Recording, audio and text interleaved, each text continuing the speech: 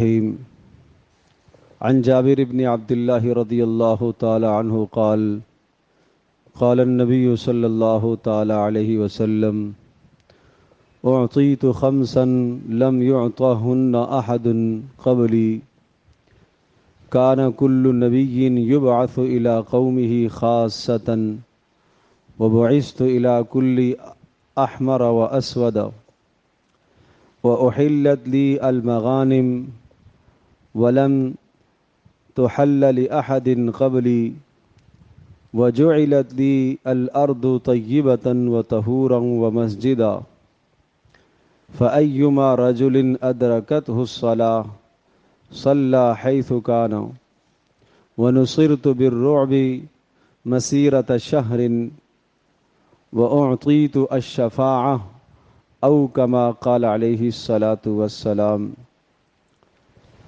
رواہ مسلم۔ پیارے پیغمبر صلی اللہ تعالی علیہ وسلم کی مبارک خصوصیات کا بیان چل رہا تھا۔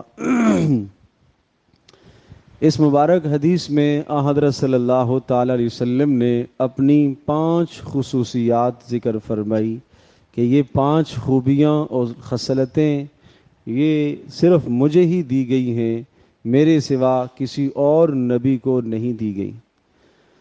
وہ 5 خصوصیات، ان میں سے پہلی خصوصیت فرمایا کہ ہر نبی اپنی قوم، اپنے قبیلے، اپنے علاقے کی طرف منسوب ہوتا تھا اور اپنے علاقے کی طرف مبعوث کیا جاتا تھا، نبی بنا کر بھیجا جاتا تھا، اپنی قوم کی طرف رسول بنا کر بھیجا جاتا تھا۔ مجھے اللہ تبارک تعالیٰ نے تمام انسانوں کی طرف رسول بنا کر بھیجا ہے، تمام اقوام کی طرف رسول بنا کر بھیجا ہے، تمام زمانوں کے لیے رسول ہیں، تمام مکانوں کے لیے رسول ہیں، تمام لوگوں کے لیے رسول ہیں، انسانوں کے بھی رسول ہیں، جنات کے بھی رسول ہیں۔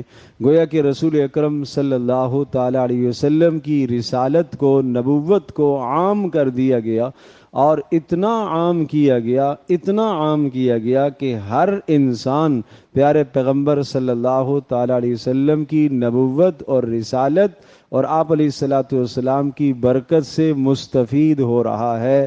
یہاں تک کہ مسلمان تو ہے ہی ہے، غیر مسلم بھی رسول اکرم صلی اللہ تعالی علیہ وسلم کی نبوت اور آپ کی سیرت طیبہ سے مستفید ہو رہا۔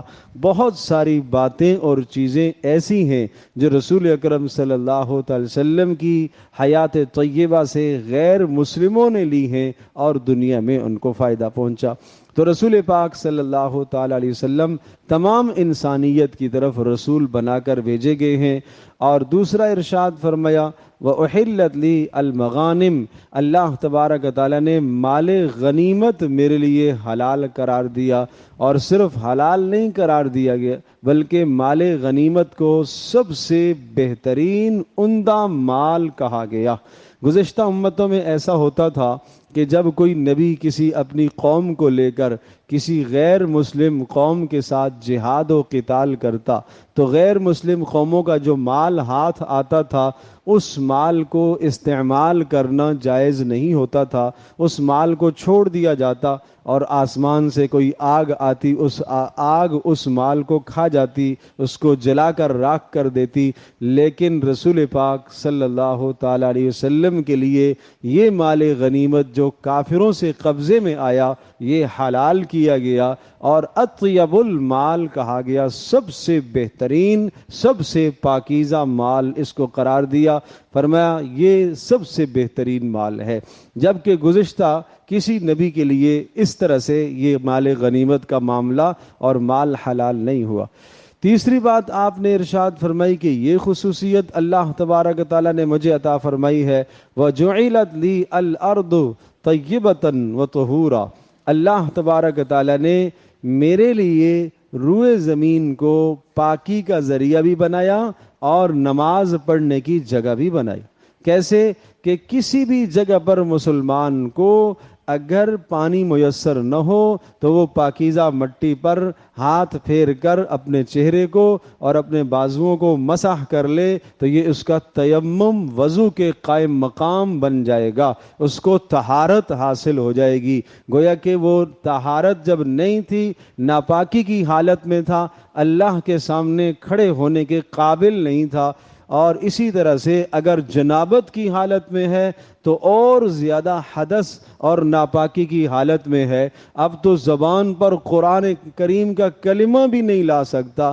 اگر پانی میسر نہیں ہے تو تیمم کر لے، اللہ تبارک تعالیٰ اس تیمم کے ذریعے سے، اس مٹی کے ذریعے سے اس کو پاک کر دے گا۔ یہ اعزاز گزشتہ کسی نبی کو نہیں ملا، یہ اعزاز گزشتہ کسی امت کو نہیں ملا۔ اور اسی طرح سے یہ فرمایا کہ کسی بھی جگہ پر نماز کا وقت آ جائے تو اگر مسجد وہاں میسر نہ ہو، قبلہ رخ ہو کر وہاں ہی نماز پڑھ لے، اس کی نماز ہو جائے گی۔ جبکہ گزشتہ امتوں میں عبادت خانے متعین تھے، عبادت خانوں کے اندر ہی جا کر نماز پڑھی جاتی تھی، ہر جگہ نماز درست نہیں ہوتی تھی۔ رسول اکرم صلی اللہ تعالی علیہ وسلم کو اللہ تبارک تعالیٰ نے یہ خصوصیت عطا فرمائی۔ اسی طرح سے ارشاد فرمایا، چوتھی خصوصیت یہ وَنُصِرْتُ بِالرُّعْبِ مَسِيرَةَ شَهْرٍ، کہ اللہ تبارک تعالیٰ نے ایک ماہ کی مسافت سے میرا رعب دشمن پر ڈال دیا۔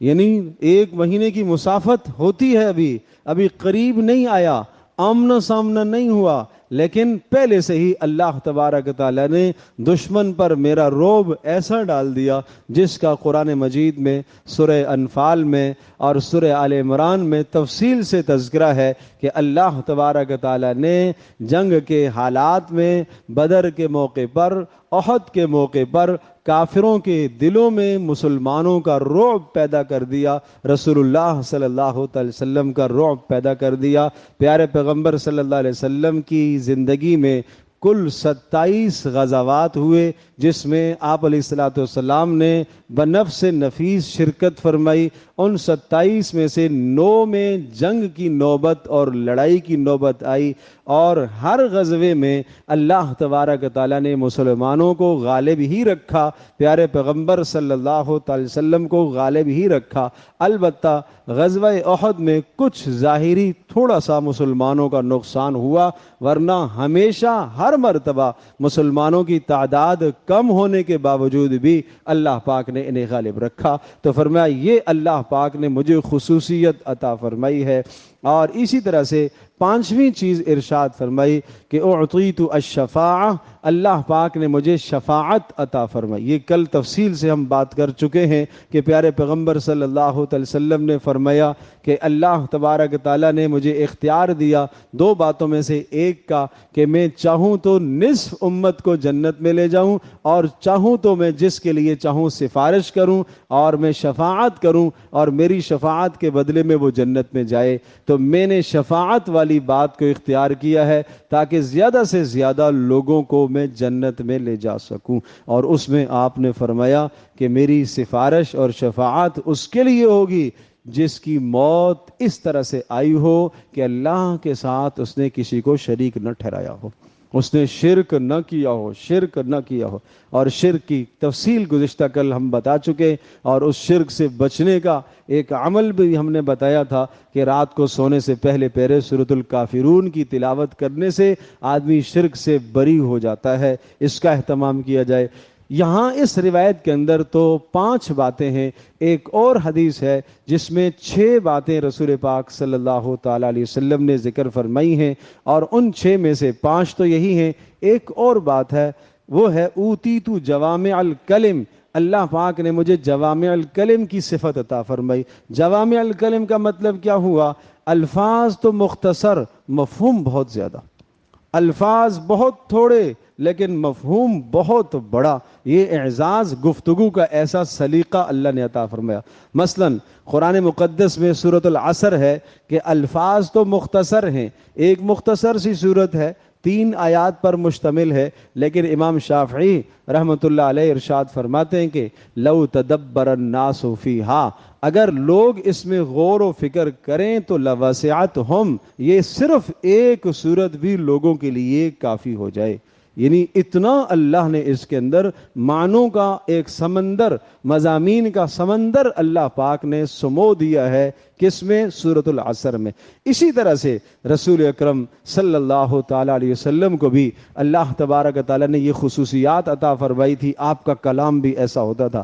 انما الاعمال بالنیات، یہ ایک جملہ ہے، ایک کلام ہے جس کو اسلام کا تیسرا حصہ کہا گیا. ثلث اسلام، یوں سمجھیں اسلام کے 3 حصے کرو، ایک حصہ پورا انما الاعمال بالنیات کے اندر ہے. یہ اللہ نے خصوصیت عطا فرمائی رسول پاک صلی اللہ علیہ وسلم کو. الحلال بین والحرام بین، حلال بھی واضح ہے، حرام بھی واضح ہے. یہ ایک جملہ ہے، صرف ایک جملہ ہے، لیکن پورے اسلام کا چوتھائی حصہ اس کے اندر ہے. ربع اسلام، چوتھائی حصہ اس مبارک جملے کے اندر ہے. جملہ چھوٹا سا، مختصر سا، لیکن مفہوم اس میں بہت بڑا ہے. من صمت نجا، جو چپ رہا اس نے نجات پالی، اس نے نجات پالی. یہ پورے کے پورے اخلاقیات کو بیان کر رہا ہے. جو چپ رہا، کسی نے غصہ کیا، گالی دی، گھر میں ہے تب بھی چپ رہا، نجات پا جائے گا. باہر ہے چپ رہا، نجات پا جائے گا. کسی بھی زندگی کے شعبے میں بحث مباحثہ ہوا، چپ رہا، نجات پا جائے گا. غرض یہ کہ رسول اللہ صلی اللہ تعالی علیہ وسلم کو اللہ پاک نے قوت کلام، بولنے کی ایسی خوبصورت طاقت عطا فرمائی تھی کہ اس وقت کے بڑے بڑے دانشور، بڑے بڑے فصحاء، بلغاء، شعراء جو ایک ایک مجلس میں 500 ہزار اشعار کا قصیدہ پڑھ لیتے تھے، وہ رسول اللہ صلی اللہ علیہ وسلم کے کلام کو جب سنتے. ایک شخص آئے، رسول اللہ صلی اللہ تعالی علیہ وسلم کی خدمت میں حاضر ہوئے. آپ علیہ السلام، اس کو کسی نے بتایا کہ یہ آدمی دیوانہ ہے، یہ مجنون ہو گیا ہے، پاگل ہو گیا ہے. یہ آئے اور انہوں نے کہا کہ جی میں بہت اچھا علاج کرتا ہوں پاگلوں کا، اور بڑے بڑے بیماروں کو میں نے ٹھیک کیا ہے، اگر آپ فرمائیں تو میں آپ کا علاج کر دوں. پیارے پیغمبر صلی اللہ تعالی علیہ وسلم نے ارشاد فرمایا میں کچھ کلمات پڑھتا ہوں، آپ دیکھیں کہ یہ پاگلوں والے کلمات ہیں. ظاہر ہے پاگل آدمی کا اندازہ گفتگو سے ہوگا، گفتگو سے پتہ چلے گا یہ پاگلوں والی حرکتیں کر رہا ہے، پاگلوں والی باتیں کر رہا ہے. تو اس نے کہا بالکل معقول بات ہے، جی سنائیے. رسول اللہ صلی اللہ علیہ وسلم نے یہ جملہ پڑھا، ان الحمد للہ احمدہ واستعینہ واستغفرہ.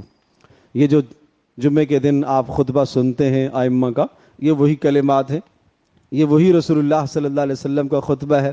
ساری تعریفیں اللہ کے لیے، میں اللہ کی تعریف کرتا ہوں، احمدہ واستعینہ، اور اسی سے میں مدد طلب کرتا ہوں، واستغفرہ، اور اپنی کوتاہیوں پر اسی سے درگزر اور معافی طلب کرتا ہوں، واؤمن بہ، اسی پر ایمان رکھتا ہوں، واتوکل، اور اسی پر توکل کرتا ہوں. اور پھر من یضلل اللہ فلا ہادی لہ، جس کو اللہ بہکا دے اسے کوئی ہدایت نہیں دے سکتا. اور وَمَن يَهْدِ اللَّهُ فَلَا مُضِلَّ لَهُ، اور جس کو اللہ رہنمائی کر دے اسے کوئی گمراہ نہیں کر سکتا. اس نے سنا، کہتا ہے پھر بولو. آپ علیہ السلام نے پھر یہی جملے دہرائے، پھر اس نے کہا پھر کہو.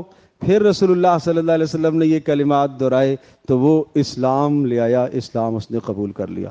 اس نے کہا اللہ کی قسم یہ کلام دیوانوں کا نہیں ہے، یہ کلام مجنونوں کا نہیں ہے، میں نے بڑے بڑے لوگوں کا کلام سنا ہے، شعراء کا کلام سنا ہے، فصحاء اور بلغاء کا کلام سنا ہے، جو نثر کے امام تھے ان کا کلام بھی سنا، جو نظم کہتے تھے ان کا کلام بھی سنا. لیکن کیا خوبصورت موتیاں آپ کے منہ سے جھڑ رہی ہیں، کیا خوبصورت یہ الفاظ آپ کے منہ سے نکل رہے ہیں، ایسا کلام میں نے نہیں سنا. آپ علیہ السلام کے ان جملوں سے متاثر ہو کر وہ مسلمان ہو گیا. میرے عزیز دوست اور بزرگوں، نبی کی زندگی پڑھو تو پتہ چلے گا، تو محبت آئے گی. آخر وہ آدمی صرف اس ایک نشست میں چند باتیں سن کر وہ آپ علیہ السلام کی زندگی سے متاثر ہو جاتا ہے کہ سارا کچھ رسول اللہ صلی اللہ علیہ وسلم کی خدمت میں نچھاور کر دیتا ہے. کیا چیز تھی رسول پاک صلی اللہ علیہ وسلم کے پاس جو لوگوں کو لینے والی تھی؟ کیا خصوصیت تھی؟ اللہ پاک نے یہ کمالات عطا فرمائے تھے۔